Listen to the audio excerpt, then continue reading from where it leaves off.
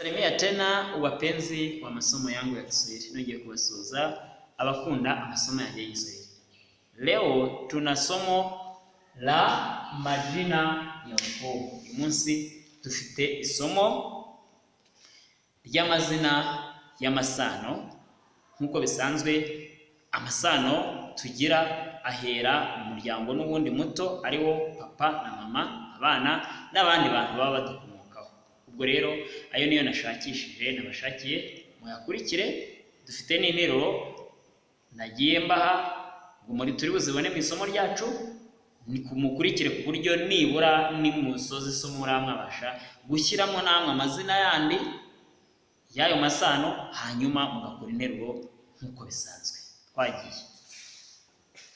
Mama, mama, baba, data, mtoto, mwana, dada, mushiki, kaka, musaza. Ubwo mvuze ni kaka yangu, na mvuze musaza wanjye, mvuze ni dada yangu, na mvuze mushiki wanjye.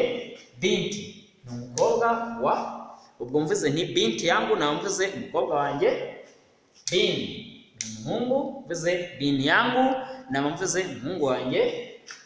Muke umugore, mume ni umugabo.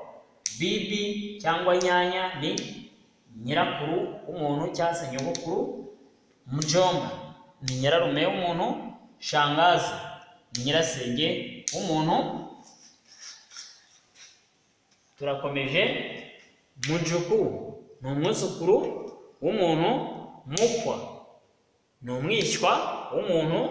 Mama wa kamwe mukaso cyangwa se mukase w'umuntu. Mama mukwe ni nyoko w'ukwe. Baba mukwe ni sobukwe. Bibi harusi ni umukazana.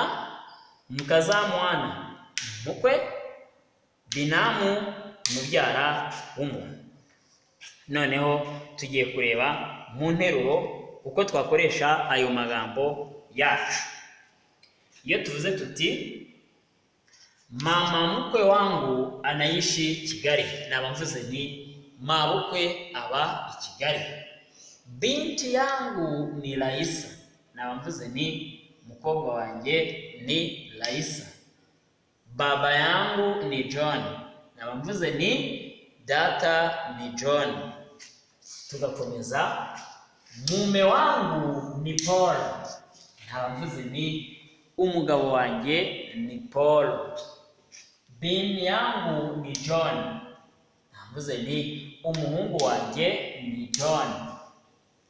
Mvuze ni dada yangu alishinda mtihani, na mvuze ni mushiki wanjye yatsinze ikizamini.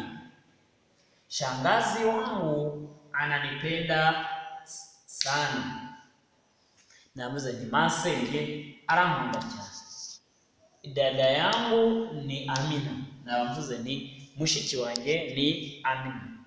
Mimi ninapenda mke wangu, na mvuze ni ngiye nkunda umugore wanjye. Wapenzi wa masomo yangu ya Kiswahili, kundi wo mwisho wa somo la leo. Bakunze amasomo yanjye, wino musozo w'isomo ry'uyu munsi. Ndibutse gukora share, subscribe na comment. Asante sana, Mungu awalinde, kwa heri.